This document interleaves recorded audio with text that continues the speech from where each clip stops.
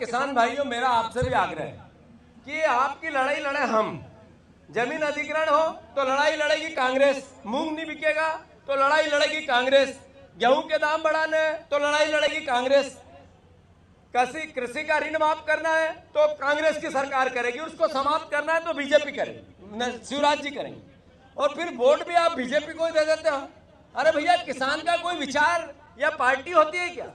खेती और किसानी की बात आए तो न जात बचती है, न धर्म बचता है, न विचार बचता है। किसान यानी भगवान।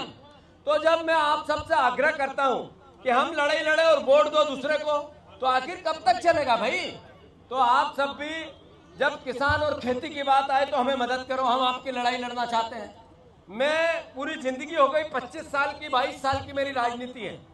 22 साल में मैंने लगभग 500 आंदोलन किसानों के किए होंगे, हर अलग अलग तरीके के। पर जब चुनाव में वोट देने की बात आती है तो मेरी भी नहीं मानते और टीवी पे और वीडियो पे बोलते हैं यार जीतू पटवारी किसानों की बात अच्छी करता है। आदमी तो किसान का नेता तो एक ही है, जीतू पटवारी, और वोट देना है तो क्या मालूम क्या बटन पे हाथ चला जाता है। ये तो गलत बात। शिवराज सिंह चौहान केवल ही झूठ बोलते हैं।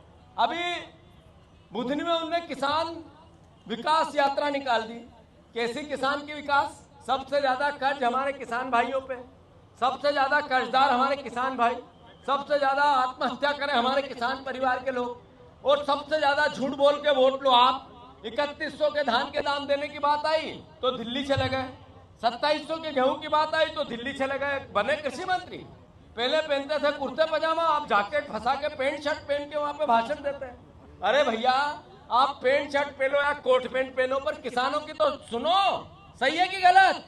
हमारे प्रदेश के मुख्यमंत्री हैं, तो मैं फिर से शिवराज सिंह चौहान साहब आपको चुनौती दे रहा हूं।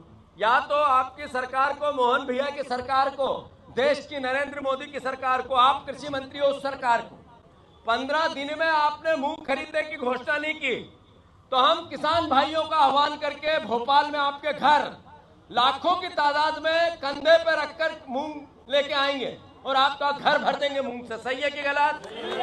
सही है कि गलत? तो मैं फिर से आज हम यहां से पदयात्रा चालू कर रहे हैं।